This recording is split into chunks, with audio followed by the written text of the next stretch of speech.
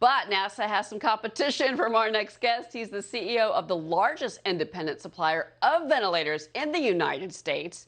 This company provides home respiratory service to patients that are struggling with various respiratory diseases, including chronic obstructive pulmonary disease, COPD. You've probably heard of it. We want to welcome in VieMed CEO Casey Hoyt in a Fox Business exclusive. Casey, thank you for being here.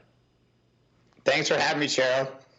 I first want to get your reaction, if you don't mind, to this NASA news that NASA and automakers, everyone seems to be trying to produce ventilators.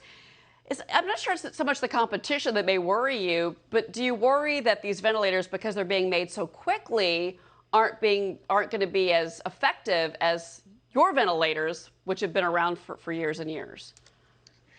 Well, we are an independent distributor of ventilators, so we work with multiple different manufacturers. I think it's fantastic that the country is inspiring NASA to build another ventilator. We need companies like Ford Motor Company and Tesla, whoever else wants to step up and build a ventilator. I think that's healthy for patients who will ultimately be the winners in this.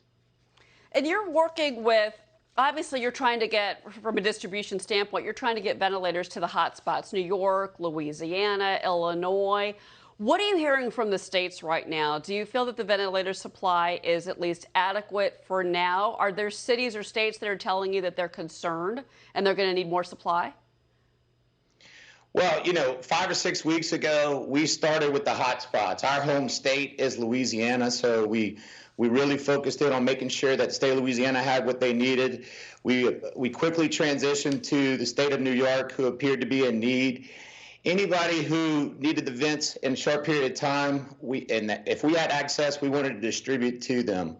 Where we've also been able to help is through our clinicians that are out in the field. We have a network of respiratory therapists that know how to work all of these different types of ventilators.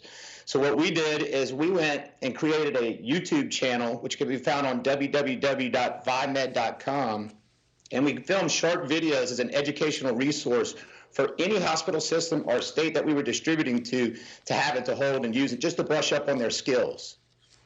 I wanted to ask you about, there is a group here, I'm sure you know it in New York, it's Northwell Health, and there was a somewhat troubling report that came out earlier today by the fact that most of the patients, a majority that were put onto ventilators, did not survive.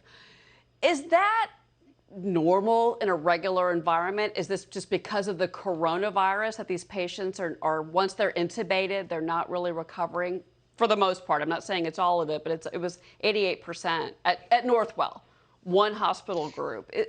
Can you give us some context on those numbers? The early signs or the things that we were hearing from the clinicians were that we needed to intubate early. That appeared to shift later on. And so we saw devices like complex sleep apnea devices, such as a BiPAP, which is a non-invasive machine that was actually being used before they got severe and then after they got severe. So look, I'm not to say if what Northwell was doing was right or wrong, but everybody was just kind of in let's figure it out mode. And that's kind of where we came in too as a company. We knew how to work these 10 to 12 different types of ventilators.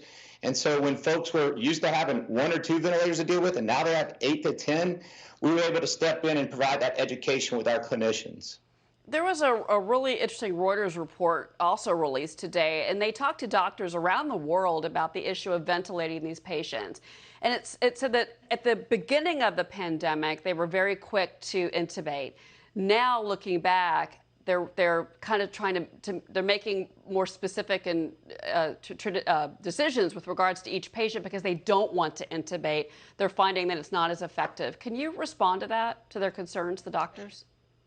These things are hard to respond to because we don't have any clinical trials or studies to go off of. I mean, this was a pandemic that just hit us very quickly.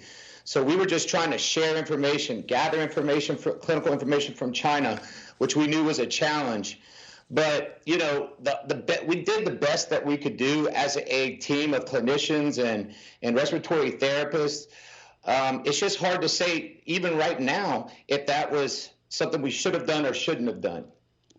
Yeah, well, as people are still sick out there, I think it's just a question we have to ask. Is this Pandemic continues, unfortunately, with so many people still so sick. Casey Hoyt, thank you very much, Casey, for joining us. It's very interesting, and good luck to you and your clinicians as well out in the field. Thanks for having me.